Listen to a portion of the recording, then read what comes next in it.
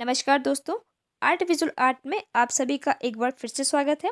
आज हम बात करेंगे चित्रकला यानी कि चित्रकला क्या है, इसके बारे में आज हम विस्तार से जानेंगे। तो आइए देख लेते हैं चित्रकला। कला मानवीय भावनाओं की सहज अभिव्यक्ति है। कला कल्याण की जननी है। कल्पना की सौंदर्यात्मक अभिव्यक्ति का नाम ही कला है। कल्पना की अभिव्यक्ति भिन्न भिन्न प्रकार से एवं विभिन्न माध्यमों द्वारा हो सकती है। यह अभिव्यक्ति जिस भी माध्यम एवं जिस भी प्रकार से हो वही कला के अंतर्गत स्थान रखती है। श्रेष्ठ कलाकृति का जन्म अंतः मन व चेतन मन दोनों के परस्पर सहयोग से ही होता है। ऐसी कला कभी अनैतिक नहीं हो सकती, क्योंकि उस कला में समाज के कल्याण व परोपकार की भावना निहित रहती। नेक्स्ट है परिभाषाएं। भारतीय मनीषियों की राय। रविंद्रनाथ टैगोर के शब्दों में जो सत्य है, जो सुंदर है, वही कला है। मैथिली शरण गुप्त के अनुसार कला अभिव्यक्ति की कुशल शक्ति है। असित कुमार हलदार कहते हैं, कला मानव का सात्विक गुण है, एक सरल भाषा है जो मानव जीवन के सत्यों को सौंदर्यात्मक एवं कल्याणकारी रूप में प्रस्तुत करती है। डॉक्टर श्याम सुंदर दास के अनुसार जिस अभिव्यंजना में आंतरिक भावों का प्रकाशन और कल्पना का योग रहता है वही कला है। पाश्चात्य विद्वानों की राय है कि फ्रायड कहते हैं, दमित वासनाओं का उभरा हुआ रूप ही कला है। वहीं प्लेटो के अनुसार कला सत्य की अनुकृति है। अरस्तु कहते हैं कि कला जो है वो प्रकृति के सौंदर्यमय अनुभवों का अनुकरण है। प्रसिद्ध फ्रेंच समालोचक फागोए के अनुसार कला भावों की उस अभिव्यक्ति को कहते हैं जो तीव्रता से मानव हृदय को स्पर्श कर सके। तो ये थी कला के ऊपर कुछ महान विशेषज्ञों द्वारा की गई परिभाषाएं। नेक्स्ट बात करते हैं कला की उत्पत्ति। कला एक संस्कृत भाषा का शब्द है जिसकी उत्पत्ति कल धातु से हुई है, जिसका अर्थ है प्रेरित करना।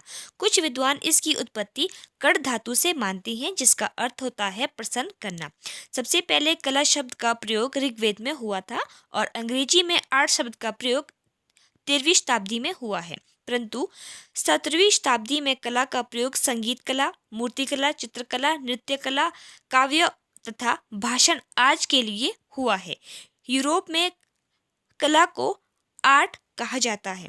आर्ट शब्द की उत्पत्ति लैटिन भाषा के शब्द ARS यानी कि आर्ट से हुई है, जो मनुष्यों के जीवन में आनंद प्रदान करती है, कला कहलाती है।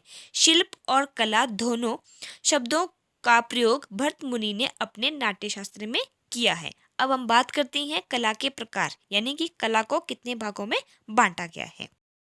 कला मुख्यतः दो प्रकार की होती है, परंतु अलग अलग विद्वानों ने कला का अलग अलग तरीके से वर्गीकरण किया है, जो आगे इस प्रकार से। सबसे पहले बात कर लेती हैं भरत मुनि द्वारा। भरत मुनि ने 4वीं शताब्दी ईस्वी पूर्व नाट्य शास्त्र में लिखा कि नाट्य शास्त्र में भरत मुनि ने 8 रसों का वर्णन किया है।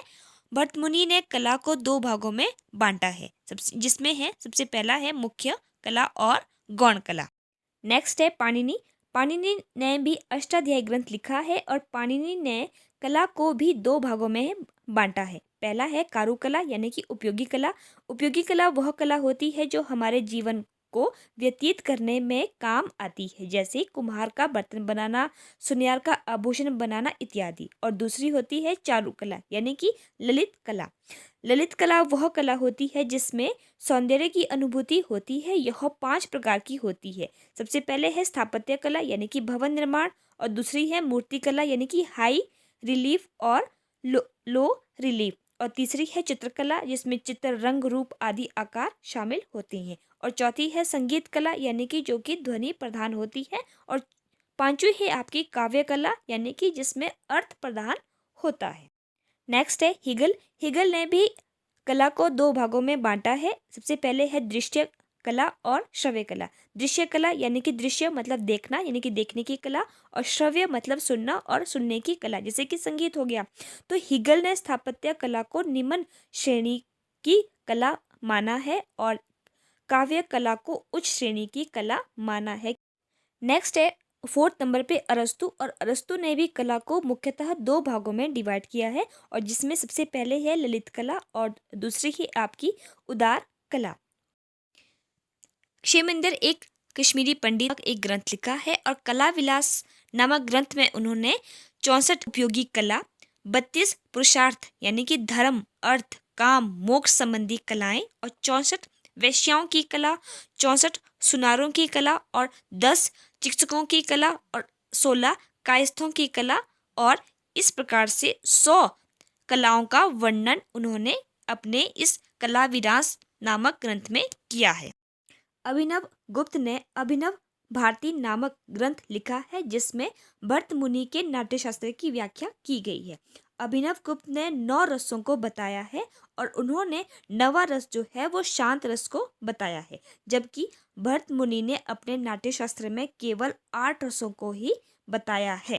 तो फ्रेंड्स, ये थी मेरी आज की वीडियो चित्रकला के ऊपर। आई होप आप सभी को पसंद आई होगी और आइए अब हम मिलते हैं अपने नेक्स्ट वीडियो में एक नेक्स्ट टॉपिक के साथ। तब तक के लिए आप सभी का बहुत बहुत धन्यवाद।